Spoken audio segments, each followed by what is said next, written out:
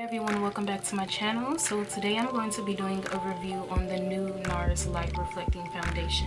This foundation has been getting all the hype. It's rated at 4.8 stars already and it has 1,646 reviews already. I'm going to get into it and see what it's about. So on the website, when you look up the description of the product, it's supposed to be medium coverage with a natural finish, be breathable, buildable, quickly conceals redness, blemishes, dark spots, etc. Powered by 70% skincare ingredients, so it's supposed to actually improve the integrity of the skin as well as add an enhanced luminosity, and it's supposed to be an all-day wear formula. So this is what it says in the description. I picked up 2 samples, but I don't even know what happened to the other one. Hopefully the shade that I picked up works.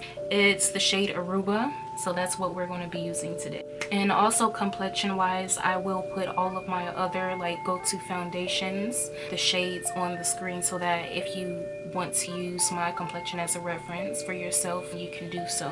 So I really want to get into complexion and have like a whole complexion series where we just dive into what's good, what's not, what it does, as well as the newest launches for complexion products. So this is going to be the first one, the Nars Light Reflecting Foundation. I already primed my skin with the No Pore primer. I already corrected too, so we're going to go right in. Now on the website it does recommend that you use your fingers, but I also want to use a sponge and a brush so that way you guys can get a feel for what could possibly work the best. So I guess on this area of my face I'll use my hands, and then this side sponge, and then the other side a brush. This is how the foundation looks. It's definitely a bit on the runnier side. I don't know what I'm expecting, so yeah, let's just do it. Let's do it. This is like a radiant finish foundation. I know that it's not going to dry out super fast, so I'm just going to dot it on my face and start that way. Ooh, that looks light. Oh no.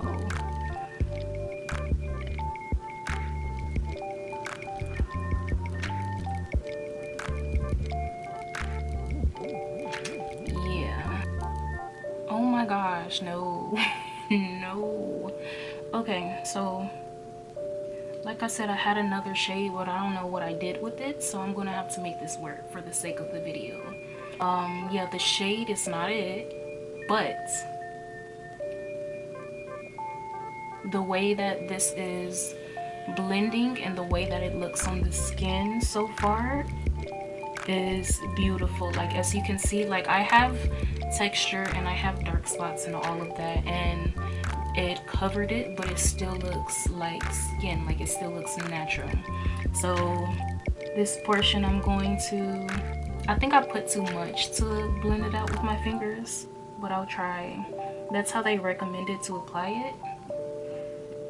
And it's definitely like one of those foundations that you can go in with your fingers if that's what you like. Do y'all see that glow? Like the way that the light just hit my temple?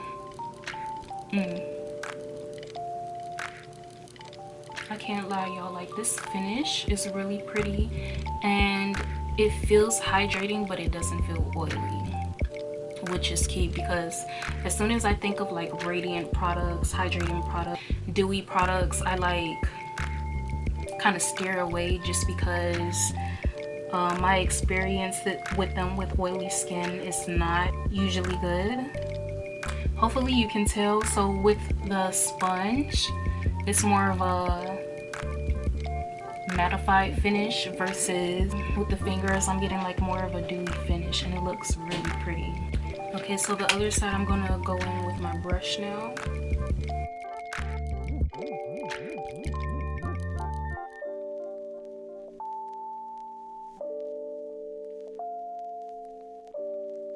So as I suspected, because of the finish, I am getting just a bit streakiness, because this is more of a dewier finish for a foundation. So I actually prefer the sponge and finger side. If you do use the brush, you definitely have to use a stippling motion, no swiping, because you're definitely going to get streaks. Like once it starts to kind of dry down, it becomes easier to work with the brush. Like if you're a brush girl, you prefer to use a brush, I would recommend letting it sit on the face for a bit, just so that it can not necessarily mattify, but just dry down a little bit, so that way when you do blend it out, you don't get as much streakiness. This is how the foundation is looking. Honestly, other than the color, I think it looks gorgeous. Like it's giving this beautiful glowy natural finish, but not oily, which is key, especially for someone who's already oily. You really don't need a product that's going to accentuate it, and it definitely doesn't. My skin looks blurred. My dark spots are covered. For a medium coverage foundation, it's definitely buildable, which is good. So far, it's doing everything that it claims to do. It definitely blurs. So far, so good. Like, I'm happy with this finish so far. It's just the color, but we're gonna do the rest of the face and kind of like disguise the color of the foundation. Nars concealer in the shade Caramel, medium dark.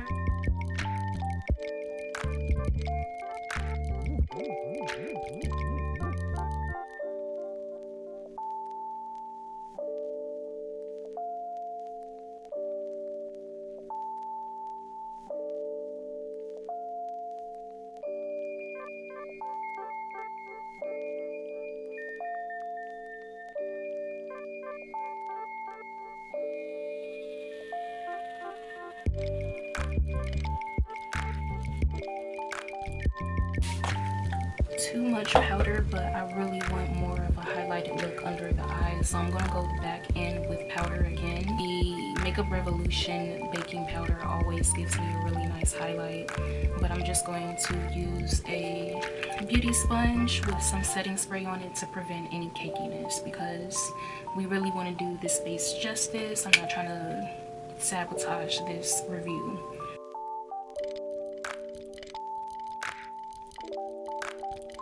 For blush, I'm going to be mixing these two blushes from Nars, Orgasm and Lovejoy. They look really crusty because I've had these for some years, but it's powder, it still works.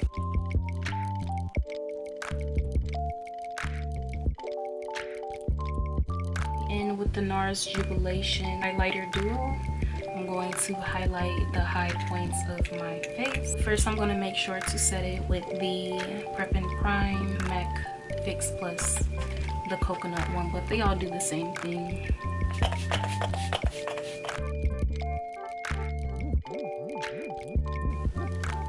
And by the way, I don't know who needs to hear this, but Nars has been like it for the highlighters. They, look at that. Their highlighter formula is very skin-like as well. The quality is just as good as their foundations. They don't emphasize the texture on your skin and make it look like, they just look like a glow from within. They look really good. And since I put setting spray on, I always like to go in with a little bit powder afterwards, just to make sure there isn't any shininess, because I do get a bit of shininess after applying setting spray. So I'm just gonna go in with the Fenty Honey Pro Filter powder, and yeah, I'm just going to set the areas that got a little bit shiny, a little bit.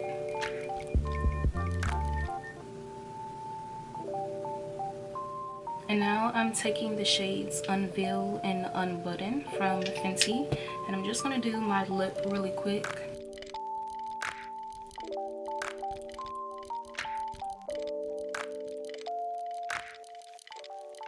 Okay, you guys, so this is the finished look. This is how the foundation looks. Like, let's get into it, because this finish looks absolutely stunning. Absolutely stunning. This, like, I see why it got 4.8 stars. This looks gorgeous. This finish is so beautiful. I definitely put more than a pump, because I showed you guys how much was on the back of my hand. That was probably like a pump and a half to 2 pumps, and my skin still feels very, very lightweight. Like, this foundation feels so lightweight. It's amazing. But We do have to do a wear test to see how long it lasts. What I'm looking for other than longevity is texture. Like, is it still going to have that blurring effect later on down the line? Like, I know there's going to be oil seeping through and whatnot, but I just want to know if I'm going to look good like 6 hours from now. So we're going to do a 6-hour test, and I'm going to check back in and then let you guys know my final, and then let you guys know my final thoughts. Yeah, I said that right. Okay, I'll be back. To be clear, I do have oily skin, more so combination, but we're just gonna say oily because the T-zone where it gets oily, okay? A lot of times what will happen too is I might have some breakup on the chin, and the creasing in the nose is inevitable. The lines are inevitable. I'm going to expect that, but I just want to see how long this holds up. So, okay, so I'm checking in. It's 4 o'clock, 4:01. This is how the foundation is looking so far from what I can see, because I haven't looked in the mirror yet, but my foundation isn't breaking up any, like it's still intact. So far so good. I have about 2 more hours to record and to give you guys my final thoughts, but so far I'm really liking the finish. I mean, obviously I'm oily in certain areas. I always get oily, like I said, on the T-zone area. I always have texture on my chin because I have scarring there, so once the oil starts to seep in, you can see the texture more. That's kind of inevitable. I do get creasing here, but with some foundations more than others. Right now I don't have any crazy like smile lines, so that's a good thing too. And for a radiant finish, I'm surprised like that it's holding up this well, but it's Nars, so no, I'm not surprised. It's Nars. So I blotted just to show you guys like how much transfer I had. I only blotted a little bit. As you can tell, like this is how much came off onto the paper towel. Honestly, for a radiant finish, to have only that little transfer compared to other dewy or radiant or hydrating complexion products, that's really good. So far I'm really impressed, and I will check back in at 6 o'clock. Yes, 2 more hours. Alright, so I'm checking back in and it is officially 6:12. So this is how we are looking.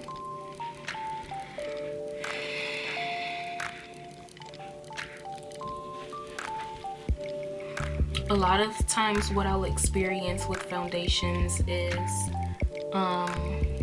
probably some creasing under the eyes, or maybe a little bit breakup. Right here with this foundation, none. Also, at times I'll have major creasing in the smile lines. With this foundation, slightly on this side, like it's starting to get there, but it's not too much going on. The only area that is started to break up, I'm going to zoom all the way in so you can see, all up in my pores, but on the side of the nose right here, and on the other side it started to break up. You can see my skin peeking through, but other than that, literally everything else is still on, everything else is still intact. Even my forehead, which is always an oily mess. Even my chin, which, oh my gosh. This foundation is definitely worth the hype. It's definitely worth the coins. This is the paper from earlier that I used to blot. I'm gonna blot one more time. And then I want to apply a little bit powder just to see how powder applies over the base after a few hours, because some foundation will not cooperate, like it just doesn't. Some foundation will be able to layer really nicely after a few hours. I'm gonna go back in with the Fenty Pro Filter loose powder. I'm just gonna touch up the areas that need to be mattified. Going in with the smallest amount, okay?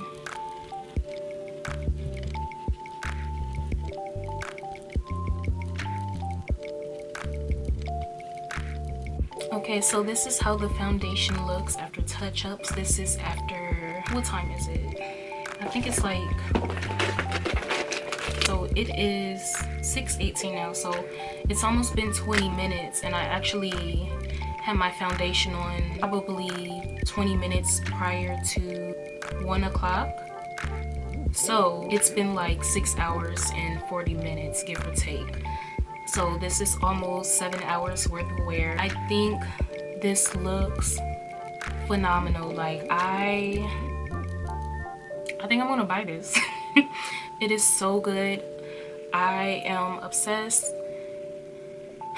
I'm gonna be honest, like when I heard Radiant Finish, I was like, this might not work for me, but I'm still gonna try it because it's Nars. Like when do they ever fail? Like, it's Nars.